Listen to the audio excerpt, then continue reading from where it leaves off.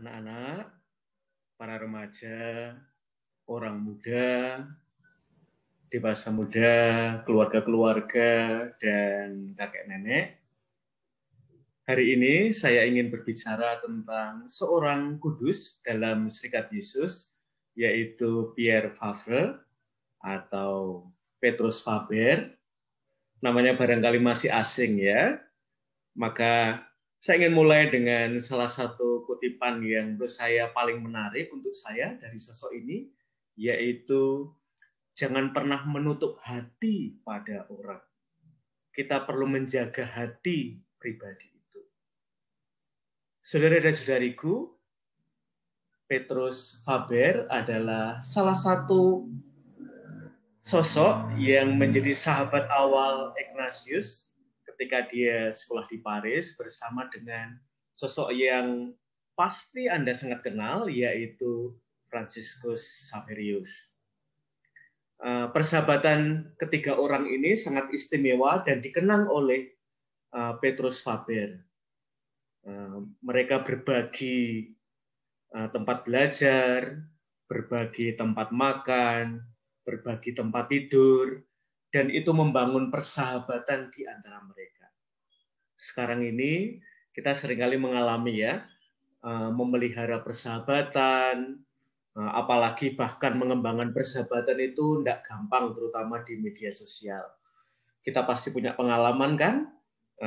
Kita leave group, apakah itu grup WA atau grup Facebook, kita memblok orang bahkan ya, atau kita unfollow seseorang di media sosial.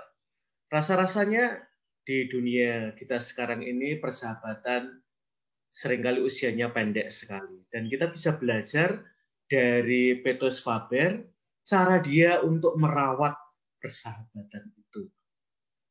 Nah, persahabatan terutama yang dialami dengan Ignatius adalah persahabatan yang mutually enriching, memperkaya satu pribadi kepada pribadi yang lain, dan demikian pula sebaliknya.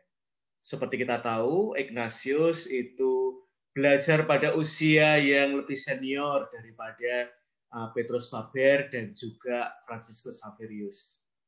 Dan dia menyadari keterbatasan dia dalam dunia akademik, maka Petrus Faber adalah salah satu sosok yang membantu dia, menemani dia secara akademik. Nah, Ignatius juga melihat bahwa Petrus Faber ini adalah seorang pribadi yang bergumul dengan panggilan hidupnya. Apakah dia mau menjadi ahli hukum?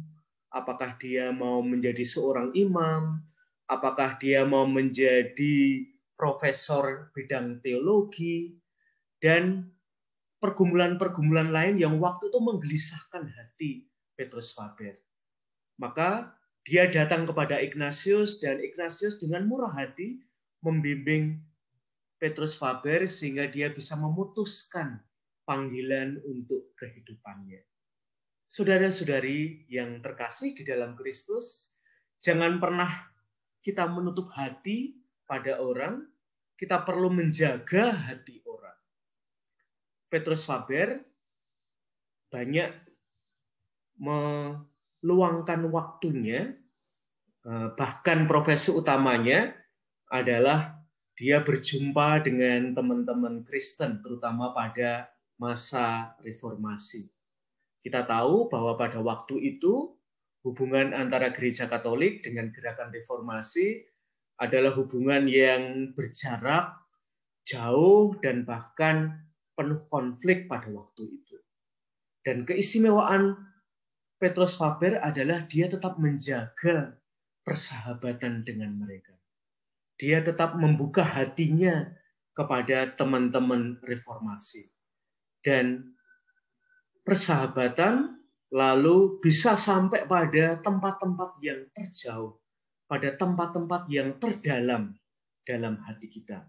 Pada peringatan Petrus Faber, kita diundang lagi untuk melihat kualitas persahabatan kita. Jangan menutup hati pada orang lain. Saya, Mutiara Andalas, dosen pendidikan keagamaan Katolik di Universitas Sanata Dharma, menyapa Anda.